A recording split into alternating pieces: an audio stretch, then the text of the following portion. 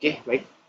Selamat siang. Perkenalkan nama saya Stefano Cilanto Mario, NPM 19403024. Di sini saya akan mempresentasikan untuk mata kuliah praktikum konversi tenaga listrik secara daring.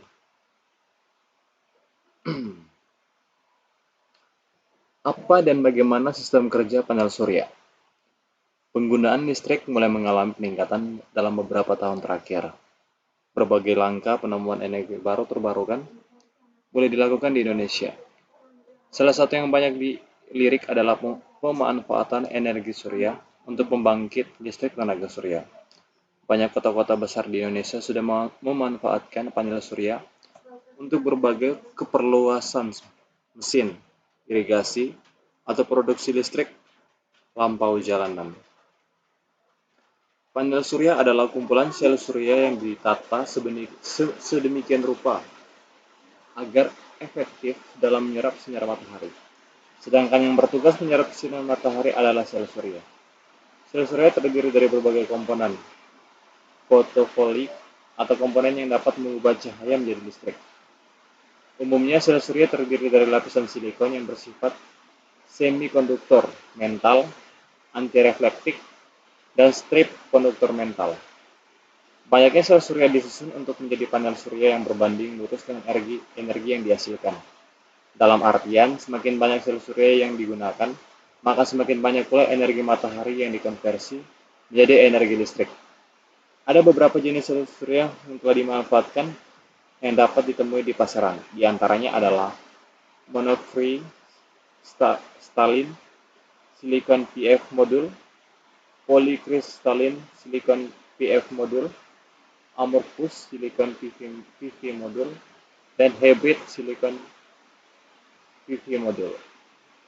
Prinsip kerja sel surya dimulai dari partikel yang disebut foton, yang merupakan partikel sinar matahari yang sangat kecil. Ketika foton tersebut menghantam atom semikonduktor sel surya sehingga dapat menimbulkan energi yang besar untuk memisahkan elektron dari struktur atomnya. Elektron yang terpisah dan berbuatan negatif akan bebas bergerak pada daerah pita konduksi dari material semikonduktor sehingga atom yang kehilangan elektron kekosongan pada struktur yang disebut hole dengan muatan positif.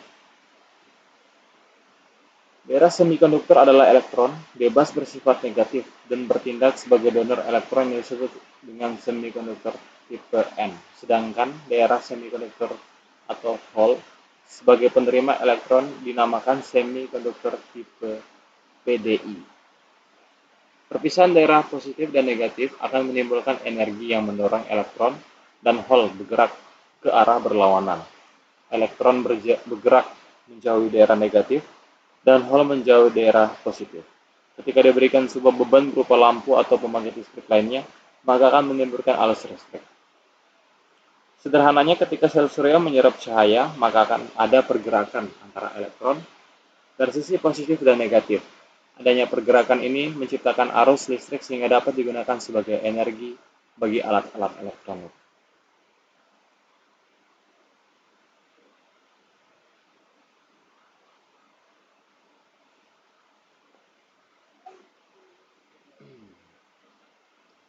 Karakteristik sel surya.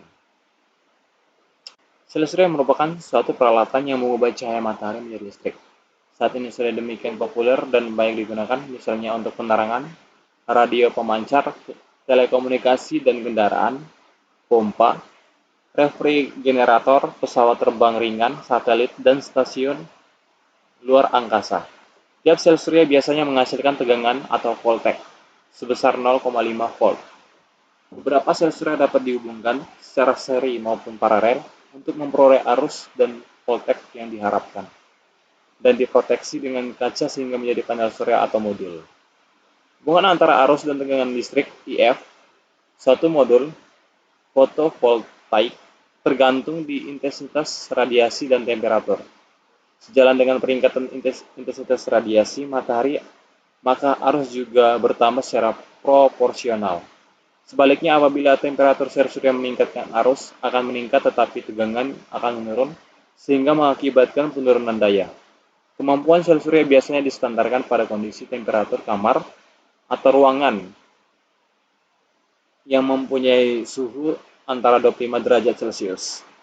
Pada penggunanya, terutama di daerah tropis, temperatur permukaan sel surya dapat mencapai 45 derajat Celcius, dan hal ini dapat menyebabkan terjadinya perubahan karakteristik sel surya tersebut.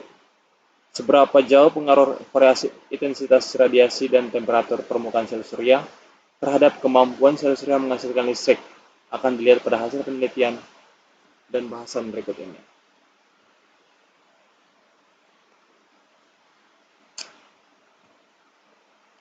Sebuah fenomena fisika yang menyebabkan terjadinya perubahan energi dari radiasi sinar elektromagnetik jadi energi listrik disebut sebagai efek fotovoltaik. Efek ini pertama kali ditemukan oleh fisikawan Prancis yang bernama Edmond Becquerel pada tahun 1839. Sel surya atau solar cell adalah sebuah elemen aktif yang memanfaatkan efek fotovoltaik tersebut untuk merubah energi surya menjadi energi listrik.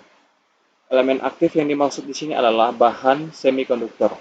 Ketika cahaya surya mengenai permukaan aktif sel surya, foton yang terbentuk dalam cahaya menyalurkan energinya pada elektron valensi yang terdapat pada semikonduktor sebagai reaksi terhadap intensitas dan distribusi spektral cahaya.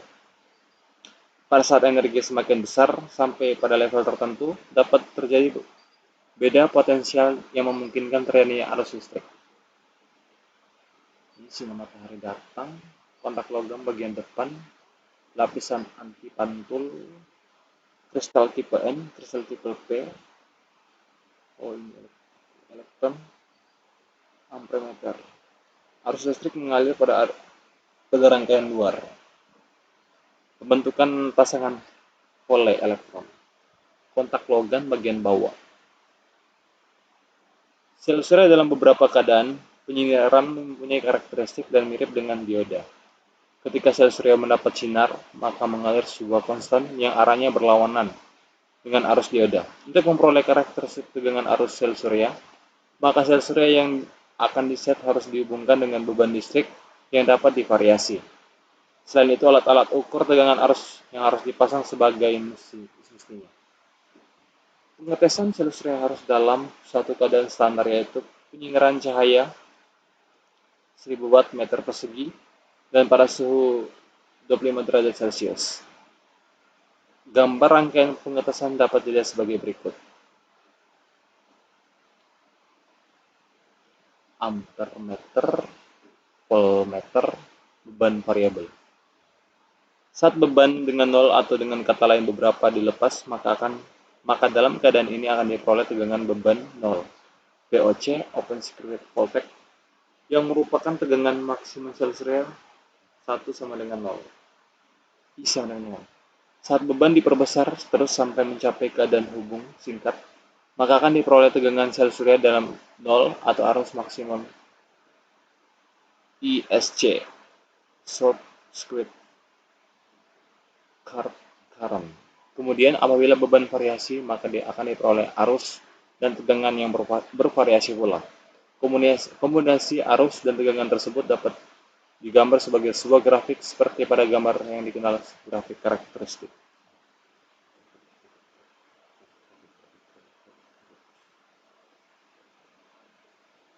Metodologi.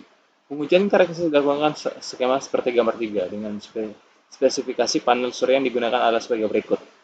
Daya nominal sebesar 48 watt, arus nominal sebesar 3,02 ampere, tegangan nominal sebesar 15,9 volt, arus hubungan singkat sebesar 3,4 ampere, tegangan hubungan buka sebesar 19,8 volt, berat sekitar 5,2 kg, jumlah sel sebanyak 33, luasan sebanyak 0,33 meter persegi, pabrik Siemens. Oke, mungkin ini yang dapat saya jelaskan. Mohon maaf ketika ada yang kurang disampaikan. Terima kasih.